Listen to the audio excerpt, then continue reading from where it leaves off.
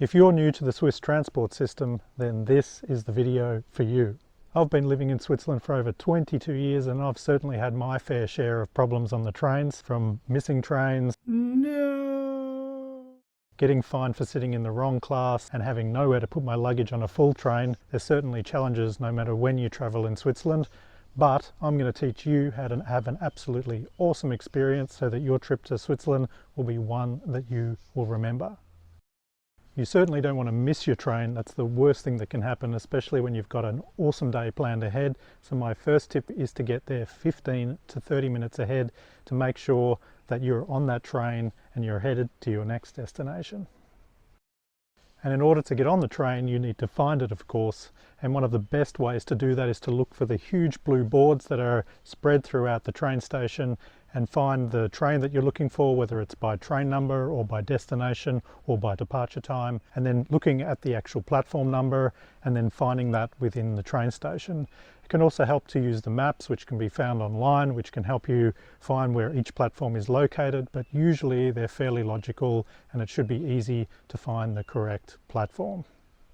But of course it doesn't stop there. The train is really long and there's different classes, first and second, spread along the train, and you have to find the right class that you've paid for. So when you look at the overhead boards as you're walking along the platform, you'll see the different classes spread along the train, which is depicted above you, and you can see in what approximate area those carriages are in. So it'll usually be A, B, C, D, or even E for really long platforms, and then you'll see that particular letter above you on a little sign, so you can get yourself to the correct area for the correct class that you need to be in. And you can even do that ahead of time to make sure that you get a really good seat. When the train arrives, you'll be right in front of the door for the class that you need to get your journey started. And now that you're on the right carriage, the next step is storing your luggage. Ideally, you'll try and keep your luggage close to you. You have two options there. One is between the seats, which is the best place for larger luggage, and for smaller luggage like hand luggage or small backpacks, you can actually put them up above. If you have really large luggage, then you can put that usually in the door area or just after the entrance. There'll be some shelves. Depends on the configuration of the train. There's different options for different trains, but usually you've got those three options: in between the seats, above you, or at the beginning of the carriage, or outside in the entrance of the carriage.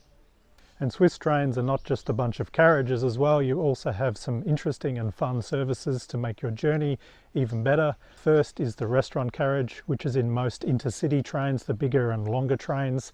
So keep an eye out for those, and if you're hungry, you can head in there and get something to eat, something to drink, some chips, some snacks. There's lots of different options, so that's the best place to get a snack when you're traveling long distance in Switzerland. The next thing you want to look for, of course, is the toilets, and in Switzerland and in Europe in general, that's called the WC, or the water closet. It's from a long time ago, but they're usually spaced throughout the trains at regular intervals, and depending on the train, they may be in awesome condition or just good condition, generally clean, and there's actually hand soap, water, towels, or a hand dryer in there. So there's certainly options for toilets when you get on Swiss trains. And last but not least is the children's wagons, which are on some trains in Switzerland. You can find out on the schedule or look out for them as you're walking along the train. They're usually painted with really cool patterns and fun diagrams. And on the top level of those trains is actually a playground for the kids and some seats for the adults to sit in to keep your eye on kids. So you can go through little tunnels, down little slides, and if you're sitting on the bottom part of that two-story carriage, you'll certainly hear the kids above you having fun as you're traveling to your next destination.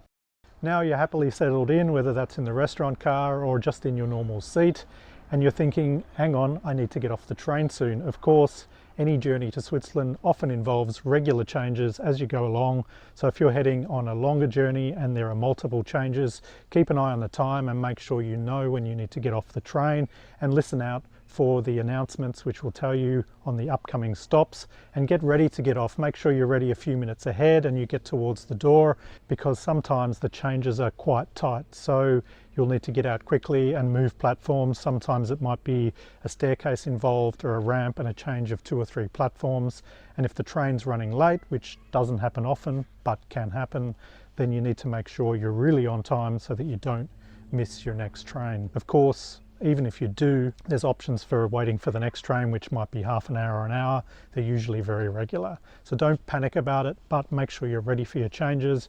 You have your schedule in front of you and you keep your eye on the time, or at least set yourself some alarms to get off on time and make your train changes on time. And make sure you have a valid ticket and get it on time, because it can be quite stressful racing to get onto your train in the morning and not having your ticket ready. You can actually do that the day before or even days in advance and get a discount if you're using the half tax, or if you're using the Swiss Travel Pass, make sure you have your pass validated if you're on the Flex Pass, or if you're just using the normal consecutive Swiss Pass, you can just get on the train, of course. But just make sure your ticket's valid, because there's no chance to buy a ticket on the train and you will get fined, just like I've been a number of times, and it costs over 100 Swiss francs. So don't be like me, have a valid ticket.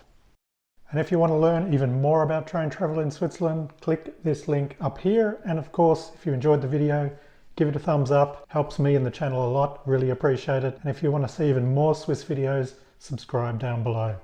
See you in the next one.